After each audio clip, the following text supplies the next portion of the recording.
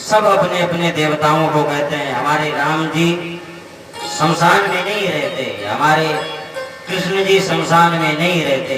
भला वो ब्रह्म ही कौन सा है जो, अब ब्रह्म तो उसी को कहते हैं ना जो हर जगह व्याप्त रहता है। ब्रह्म कोई स्थान निश्चित थोड़ी करता है कि मैं यहाँ रहता हूँ यहाँ नहीं रहता। ब्रह्म तो वही है जो सभी जगह में रहता है। भला वो कौन सा ब्रह्म होगा जो सभी स्थानों में एक शमशान नाम के स्थान को स्पर्श नहीं करता, वहां रहता नहीं है। भगवान भोलेनाथ साक्षात ब्रह्म के स्वरूप है। भगवान भोलेनाथ ही एक ऐसे परमात्मा है जो सभी के द्वारा त्यागे हुए उस शमशान में निवास करते हैं। दक्ष ने इस प्रकार के महादेव जी को बहुत कुछ भला बुरा कहा, तथापि उन्होंने इसका कोई प्रतिकार नहीं किया। भगवान भोलेनाथ इतने सीधे साधे थे, वो तो मस्त राम मस्ती में, आग लगे बस्ती में। वो तो अपने इष्ट देव भगवान श्री राम के नामों का सदा सर्वदा चिंतन करते रहते थे। उन्होंने दक्ष की इतनी बातों का कोई प्रत्युत्तर नहीं दिया। जब भगवान भोलेनाथ के अनुयायियों में अग्रगण्य नंदीश्वर को मालूम हुआ कि दक्ष ने शाप दिया है, तो वो क्रोध से तमतमा उठे और उन्होंने दक्ष तथा उन ब्राह्मणों को जिन्होंने दक्ष के दुर्वचनों का अनुमोदन किया था, बड़ा भयंकर शाप दिया।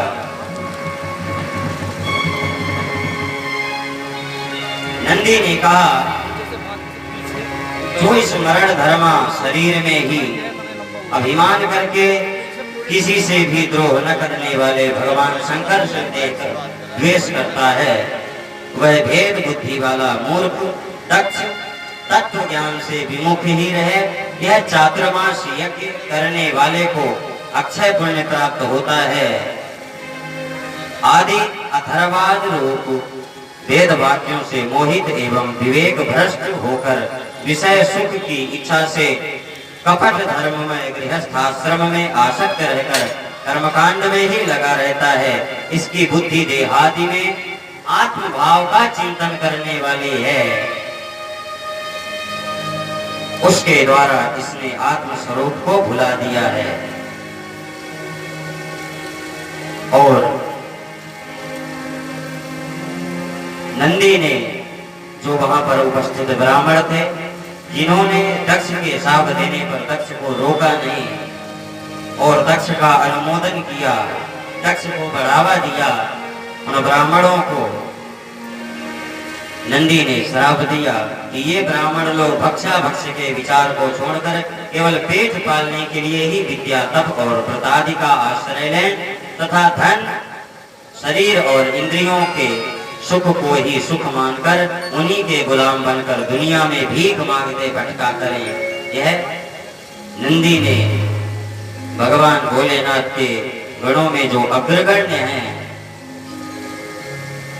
उन नंदी ने ब्राह्मणों को शाप दिया। एक पूषा नाम के वहां पर ऋषि थे। पूषा जी खूब दांत दिखा दिखा करके हंस रहे थे। अच्छा हुआ दक्ष ने शंकर जी को शाप दिया।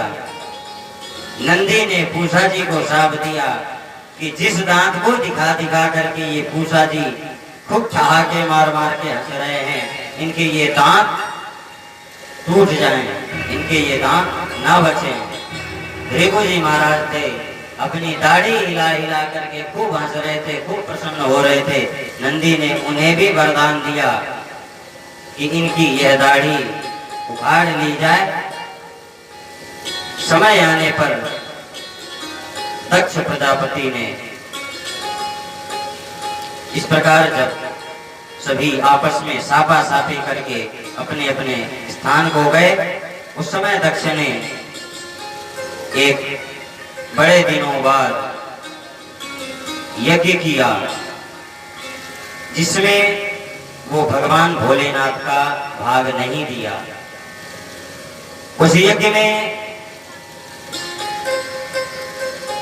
जितने भी देवी देवता ऋषि मुनि गंधर्व किन्नर पर्वत नदियां इत्यादि जो थे सभी को आमंत्रित किया दक्ष ने, परंतु अपने दामाद भगवान भोलेनाथ को आमंत्रित नहीं किया। क्यों? केवल इसी द्वेष के कारण। आकाश मार्ग से देवताओं के रथ सभी देवता अपने सुंदर सुंदर रथों से सुशोभित होते हुए दक्ष के महल की ओर जा रहे थे।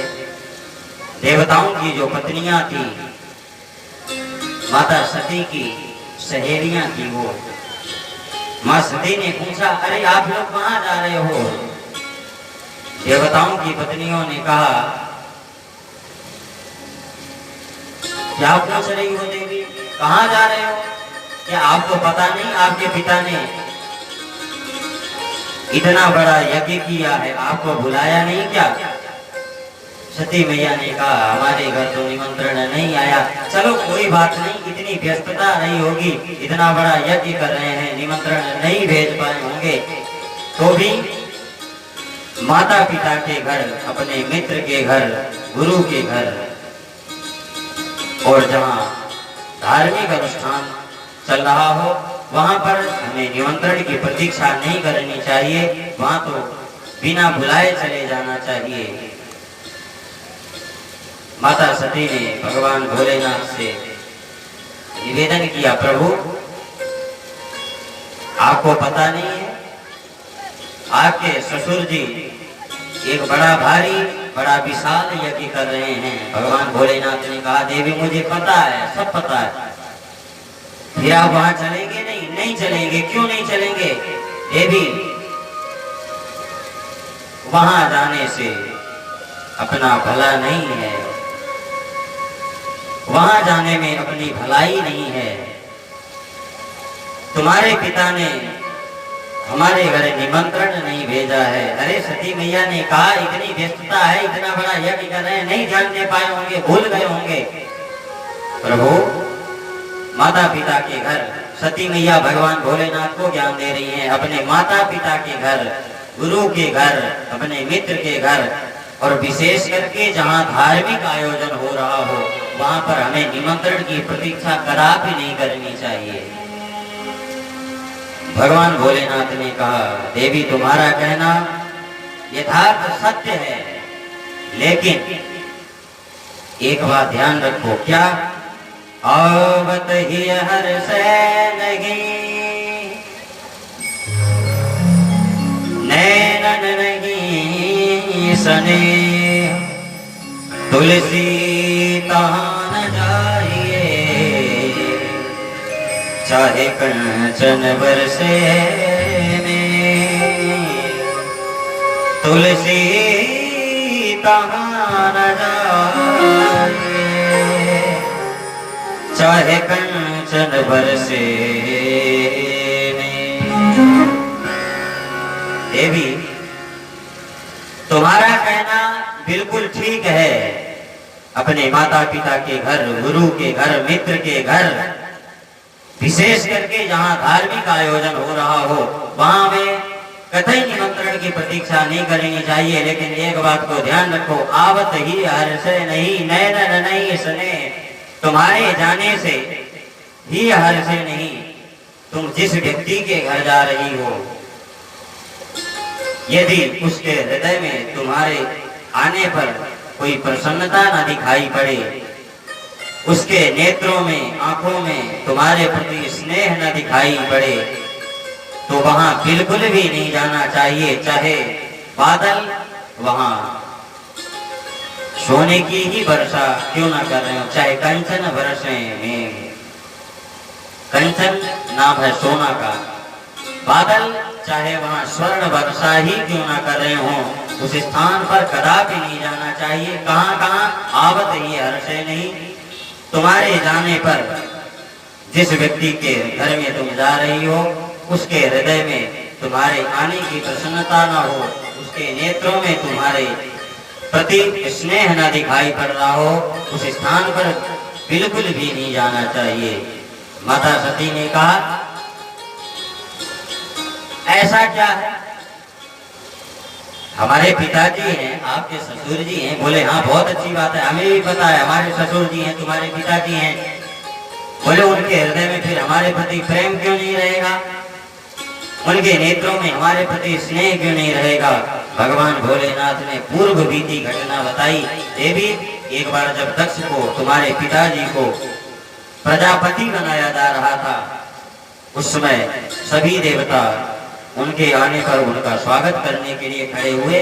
मैं खड़ा नहीं हुआ, लेकिन अपने अंतःकरण से दक्ष को मैं आशीर्वाद भी दिया और दक्ष का आदर भी किया और दक्ष का सम्मान भी किया। लेकिन तुम्हारे उस मूढ़ पिता ने हमारी भावना को नहीं समझा। उसके मन में प्रजापति बनने का अहंकार नाम का जो पर्दा लग गया था, उस पर्दे के कारण वह तुम्हारा दक्ष पिता हमारे मन की भावना को समझ नहीं पाया और उसने मुझे तरह तरह के शाप दे डाले।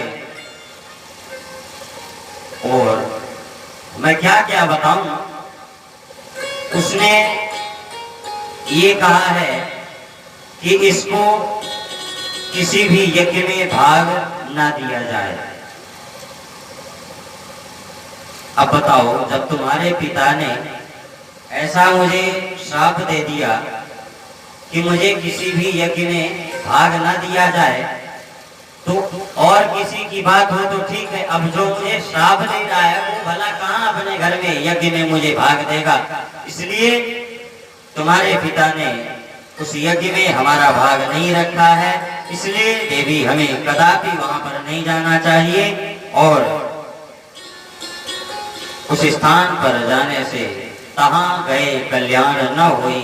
उस स्थान पर यदि हम जाते हैं तो हमारा कल्याण बिल्कुल भी नहीं हो सकता। और भगवान भोलेनाथ इस प्रकार से माता सती को समझा रहे हैं। अब तो देखो, सती मैया कुछ बोल नहीं रही हैं, लेकिन भगवान भोलेनाथ को तो सब कुछ पता था ना, उनके साथ पहले घटना घट चुकी थी, तो उन्हें सब पता था क्या होना है क्या नहीं होना है। लेकिन सती मैया को तो कुछ भी नहीं पता था ना। भगवान भोलेनाथ जान रहे थे कि किस आवेश में आकर के वहां सापा सापी हुई थी और यहाँ क्या मिलने वाला है। लेकिन माता सती ने कुछ भी नहीं देखा था ना। माता सती के मन में तो बस एक उत्साह था कि अपने पिता के उस यज्ञ में हम जाएं, हमारी सभी बहनें, सभी रिश्तेदार वहां पर आज इकट्ठे हुए होंगे। भगवान भोलेनाथ से जिद कर रही हैं। भगवान भोलेनाथ ने कहा,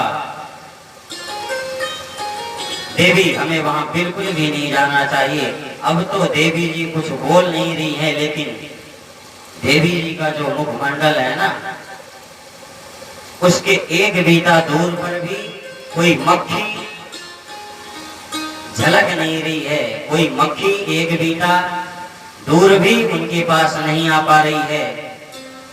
माता जी ऐसे आंख फाड़ फाड़ करके भगवान भोलेनाथ को देख रही हैं, जैसे समझो कि अब समाप्ति करने वाली हैं। और घर के बाहर भीतर, बाहर भीतर, बाहर भीतर, बस अब तो भगवान ने देखा कि ये देवी मानने वाली नहीं है। भगवान ने कहा, देवी, हमारी बात को समझने का तुम प्रयास क्यों नहीं करती? मैं कभी असत्य नहीं बोलता। देवी ने कहा, ठीक है, असत्य नहीं बोलते, हमें पता है। वो जब की बात थी तब की बात थी। अब इतने दिन तक थोड़ी कोई अपने मन में किसी द्वेष को लेकर के बैठा रहेगा। उस समय क्रोध में हो गई साफा-साफी, अब भूल गए होंगे सब। हमें चलना चाहिए। आप नहीं जाओगे तो हम अकेले चले जाएंगे, क्योंकि हमारे पिता का घर है ना। भगवान भोलेनाथ ने कहा कि अब आप मानोगे तो है नहीं, कोई बात नहीं, जाओ। अब भगवान भोलेनाथ ये सोचे कि हम ऐसा कह देंगे तो हो सकता है ना जाए, मान जाए। अब माता सती चल पड़ी अपने पिता के घर की ओर। भगवान भोलेनाथ को ये लग रहा है कुछ दूर जाकर के, आजकल की कुछ स्त्रियां होती हैं ना जो नई नई होती हैं, गुस्सा होंगी घर से, घर के बाहर जाकर के कोई सामने पेड़ होगा या कुछ दूर में पेड़ होगा, घर से निकल जाएंगी। अब तुम्हारे घर में नहीं आने, घर से भारी लड़ाई करके निकलेंगी घर से बाहर, लेकिन जाकर के कुछ दूर में बैठ जाएंगी। भगवान भोलेनाथ को भी वही लगा, भैया जा रही है अभी बड़े आवेश में आकर के, अब इसको रास्ता कहाँ पता होगा, बैठ कहीं कुछ ही दूर में लौट करके वापस आ जाएगी। अब तो जब भगवान ने देखा कि ये दोबारा लौटने वाली नहीं है, भगवान ने नंदी इत्यादि जो उनके गढ़ थे उन्हें माता सती के साथ में जाने के लिए कहा। और माता सती के जो खेलने वाले खिलौने थे, तोता मैना, जो छोटे छोटे बच्चों के खिलौने होते हैं ना, माता सती के भी खिलौने थे, क्योंकि भगवान भोलेनाथ तो चिता भस्म लपेटे और अपने इष्ट देव का नाम चिंतन करते रहते थे। उन्हें तो माता सती के साथ ज्यादा हंसने बोलने का समय रहता नहीं था, तो माता जी उन्हीं खिलौनों के साथ अपना समय व्यतीत करती रहती थी। भगवान भोलेनाथ ने कहा एक काम करो नंदी, इनके जो खिलौने रखे हुए हैं ना, इन्हें भी लेकर के चले जाओ, क्योंकि अब हम नहीं जाते। अब तो हमारी जो भक्ति है, हमारी जो श्रद्धा है अपने इष्ट देव के प्रति, अब बढ़िया ढंग से समाधि लगेगी, किसी प्रकार का कोई व्यवधान करने वाला नहीं होगा। एक काम करो, इनके ये जो ये श्रृंगार करने के आभूषण है ना, जो खिलौने वगैरह हैं, इनको सबको ले जाओ, क्योंकि ये घर में रहेंगे तो इन्हें देख देख करके बार बार हमें इनकी याद आएगी, इसलिए इनको सबको ले जाओ। क्योंकि भगवान भोलेनाथ को पता था कि अब दोबारा वापस लौट करके इन्हें आना नहीं है। नंदी इत्यादि गण सभी माता सती के संग में चल दिए। दक्ष के यहाँ जाने पर माता सती को देखने को मिलता है कि उनके जो पिता दक्ष जी महाराज हैं, उन्होंने उनसे एक भी बार पूछा नहीं, अच्छा बेटी आ गई, कब आई, मतलब किसी भी प्रकार की बात दक्ष जी महाराज ने अपनी पुत्री से एक शब्द भी कोई बात नहीं की। और घर के अंदर गई, मान लो बाहर किसी प्रकार की व्यस्तता रही होगी, तरह तरह के रिश्तेदार लोग आते हैं ना, बाप नहीं ध्यान दे पाया, बेटी सीधे, अब उसका घर है ना, उसकी माँ का घर है, उसके माता पिता का घर है, माता जी अंदर चली गई और वहां जाकर के क्या देखती हैं कि सादर भले ही मिली एक माता, सादर भले ही मिली एक माता, सादर भले ही मिली एक माता, सादर भले ही मिली एक माता, सादर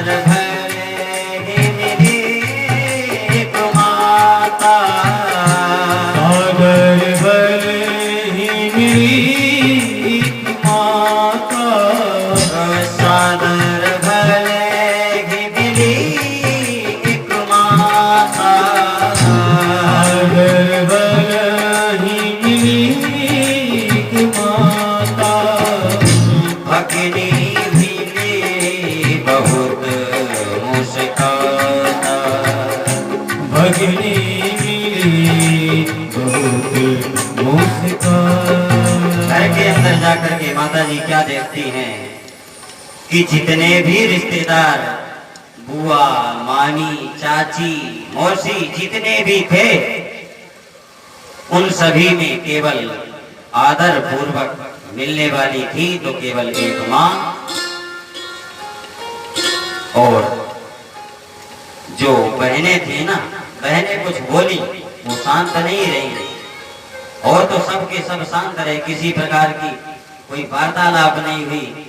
लेकिन बहनों ने क्या वार्तालाप किया, अच्छा आ गई, चलो कोई बात नहीं। भगिनी मिली बहुत मुस्कुराता, सादर भले ही मिली एक माता।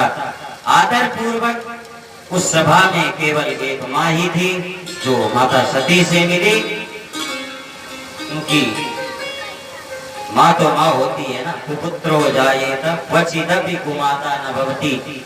माता का हृदय इतना कोमल, इतना मधुर होता है कि पुत्र कुपुत्र हो जाता है, लेकिन माता कभी कुमाता नहीं होती है। आदर पूर्वक एक माँ ही मिली और भगिनी मिली बहुत मुस्कुराता, जो उनकी बहनें थी। बहनों ने कहा प्रेम पूर्वक नहीं, हंसी करते हुए, अच्छा आ गई, चलो बहुत बढ़िया।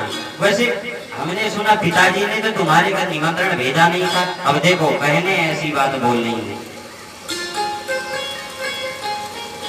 क्यों सती, हमने तो सुना कि तेरे घर में पिताजी ने निमंत्रण नहीं भेजा था। खैर चलो कोई बात नहीं, इतना बड़ा यज्ञ हो रहा है ना, एक तरफ से उपहास भी कर रही हैं, माता सती को अपमानित भी कर रही हैं, और एक तरफ से सांत्वना भी दे रही हैं। चलो कोई बात नहीं, बहुत अच्छी बात है। अपने माता पिता के घर धार्मिक आयोजनों में हमें निमंत्रण की प्रतीक्षा नहीं करनी चाहिए थी। और एक तरफ क्या कह रही हैं, तेरे घर में तो पिताजी ने निमंत्रण भी नहीं भेजा था। हमने सुना है तेरे पति से पिताजी का कुछ द्वेष हो गया था, कुछ बातचीत हो गई थी। माता सती को वहां अपना अपमान महसूस हुआ।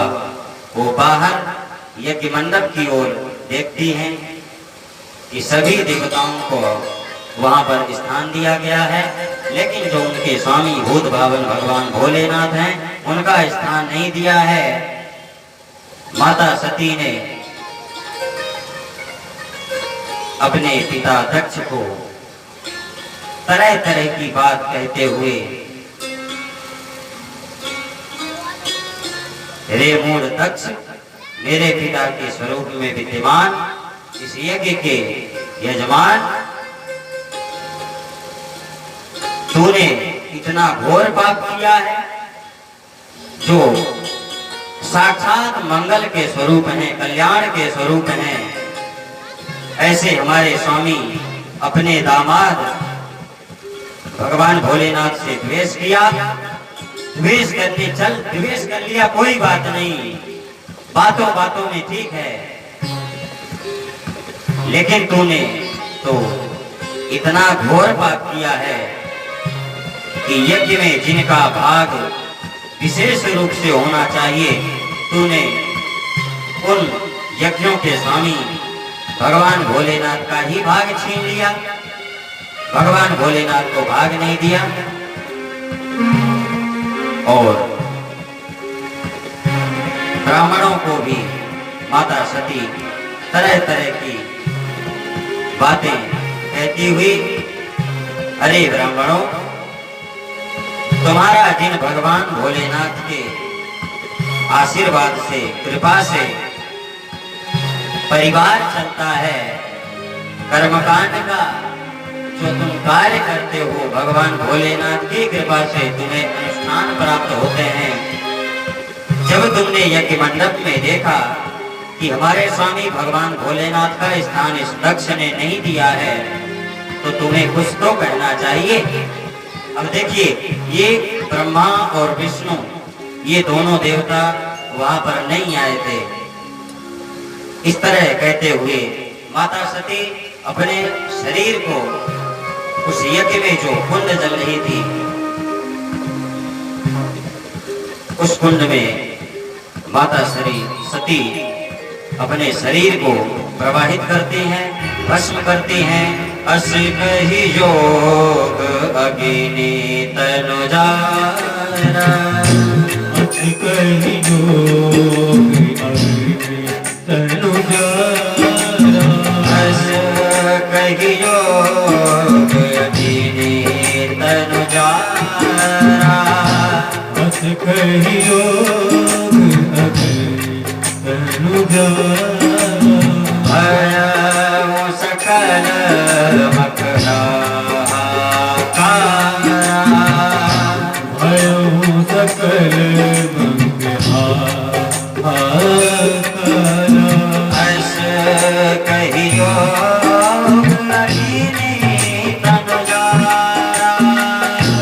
अस कहियो अस कहियो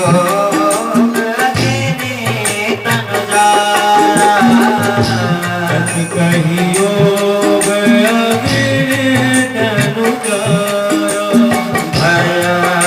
सकल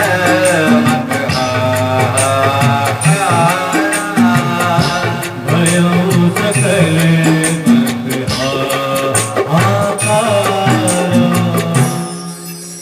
जिस समय माता सती ने अपने योग के द्वारा योगाग्नि के द्वारा अपने शरीर को भस्म किया, उस समय समस्त सृष्टि में हाहाकार मच गया। भगवान भोलेनाथ के जो गण थे, किसी ने वहां यज्ञ के जो पात्र थे उन पात्रों को फोड़ना शुरू कर दिया, इन्होंने अग्नियों को बुझा दिया, इन्हीं ने यज्ञ कुंडों में पेशाब कर दिया। अब जो थे किसके गण? भगवान भोलेनाथ के ना। जितने भूत प्रेत पिशाच जितने भी भगवान भोलेनाथ के गण थे, सब के सब वहां पर उल्टे सीधे कार्य करना शुरू कर दिए। यज्ञ कुंड में पेशाब कर दिए। एक ने तो पूषा के दांत तोड़ दिए। ये वही पूषा है जो उस सभा में भगवान भोलेनाथ को सांप लगने पर दांत दिखा दिखा करके खूब ठहाके मार करके हंस रहे थे। इन्हें नंदी ने श्राप दिया था कि तुम्हारे यही दांत एक दिन उखाड़ लिए जाएंगे, तोड़ दिए जाएंगे। आज उन्हीं पूषा जी महाराज के दांत को भगवान शिव के गणों ने तोड़ दिया। और भृगु जी महाराज जो अपनी खूब दाढ़ी हिला हिला करके, उनकी दाढ़ी बड़ी थी, दाढ़ी हिला करके, आजकल का फैशन है ना, बड़े बड़े बाल रखते हैं लोग, बालों को झटकारते हैं, दाढ़ी रखते हैं, मुछ रखते हैं। ऐसे भृगु जी महाराज का फैशन था, बड़ी सी उनकी दाढ़ी थी। दाढ़ी को हिला करके भगवान को श्राप मिलने पर वो हंस रहे थे। नंदी ने उन्हें श्राप दिया था कि तुम्हारी यह दाढ़ी एक दिन गायब हो जाएगी।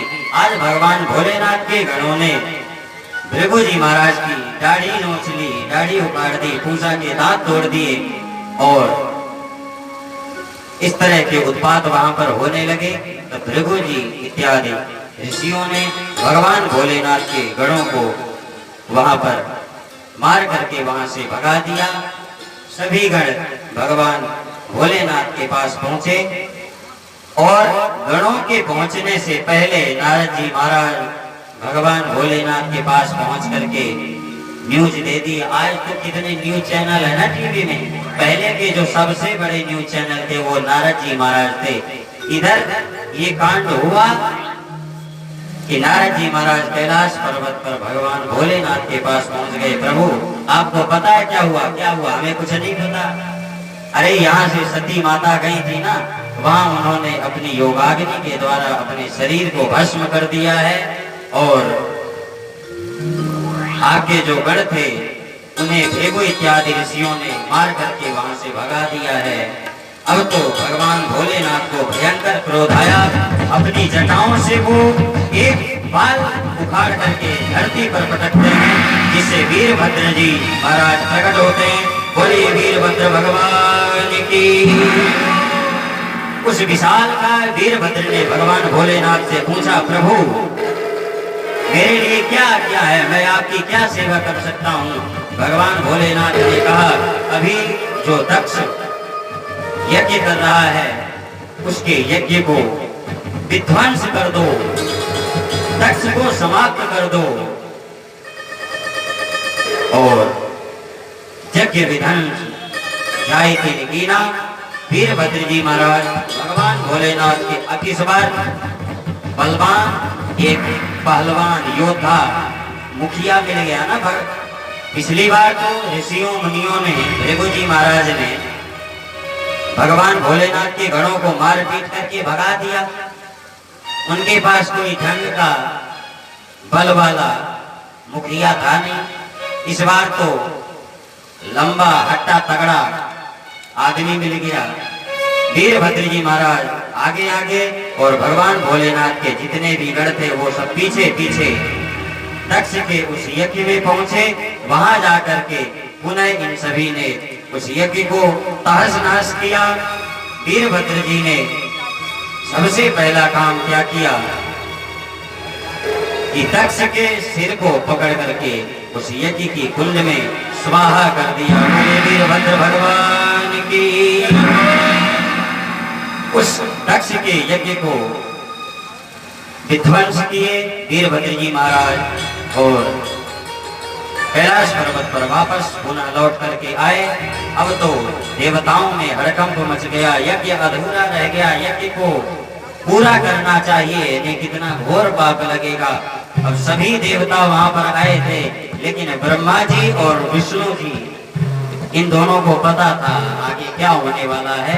दक्ष किस निमित्त से यह यज्ञ कर रहे हैं, ये दोनों नहीं गए थे। सभी देवता ब्रह्मा और विष्णु के पास गए। ब्रह्मा विष्णु ये दोनों लेकर के सभी देवताओं को, ऋषियों मुनियों को भगवान भोलेनाथ के पास पहुंचे। भूत भावन भगवान भोलेनाथ की स्तुति किए।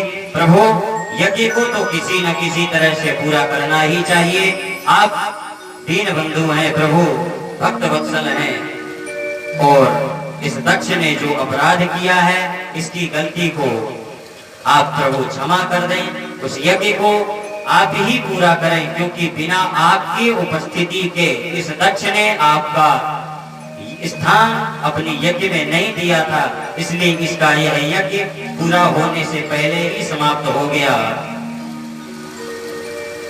सम्यक रूपेण इसका यज्ञ पूरा नहीं हुआ। प्रभु, आप कृपा करके इस यज्ञ को पूरा करें। इस यज्ञ की नियम पूर्वक पूर्णाहुति कराएं।